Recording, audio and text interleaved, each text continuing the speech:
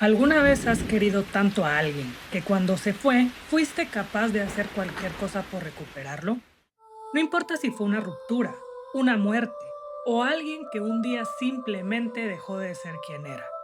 Esa sensación de que no puedes aceptarlo, de que tiene que haber una forma de revertirlo, de que si lo intentas una vez más, quizá funcione. Este es uno de los sentimientos más antiguos que existen, y hoy te voy a contar la historia de un hombre que sintió exactamente eso. Perdió a la persona que más amaba y tomó una decisión extrema. Bajó al inframundo a buscarla. Lo que encontró cuando llegó cambió el mundo para siempre. En el principio, según la mitología japonesa, el mundo no existía. Solo había oscuridad y un océano interminable, sin forma ni nombre. Los dioses eligieron a dos seres para ordenarlo todo, Izanagi e Izanami, pero no eran solo dioses, eran pareja y su trabajo era literalmente construir el mundo juntos.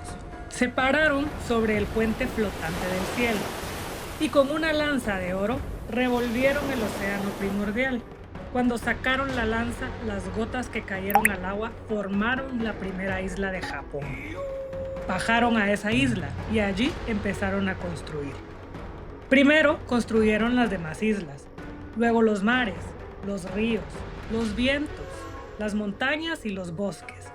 Cada rincón del mundo que conocemos nació de los dos, trabajando juntos, lado a lado. Imagina haber construido algo enorme con alguien. Una familia, una vida, quizás un sueño. Durante años, ladrillo a ladrillo, que cada cosa que ves a tu alrededor lleve la huella de los dos.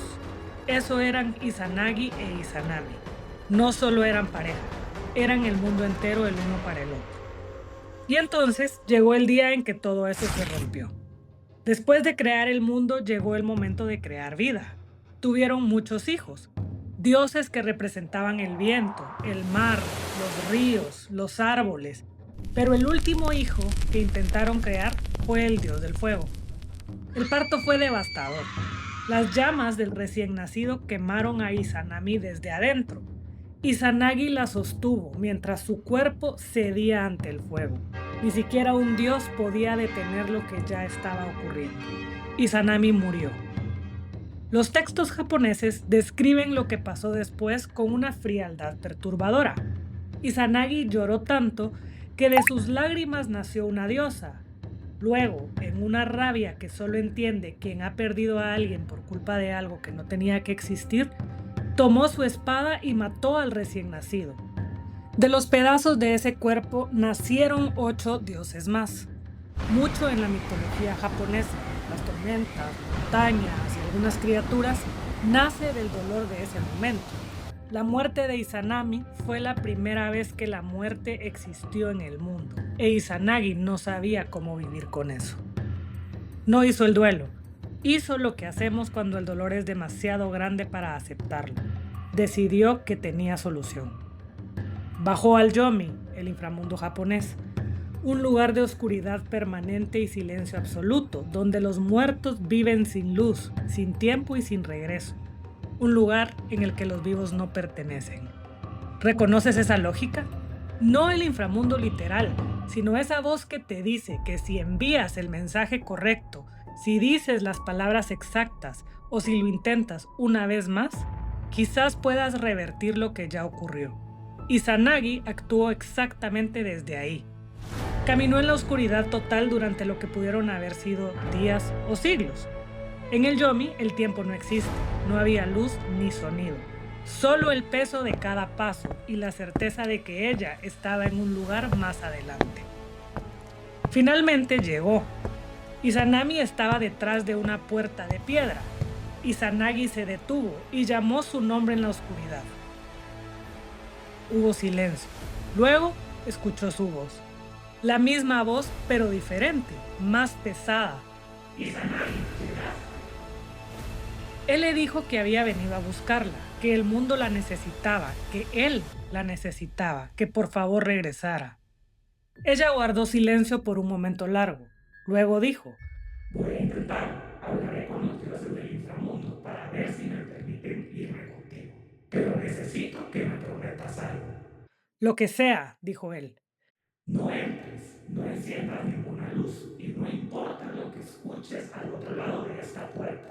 No me mires. Izanagi esperó.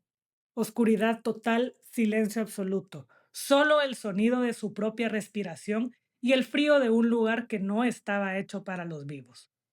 1 minuto, 10 minutos, 1 hora, no había forma de saberlo.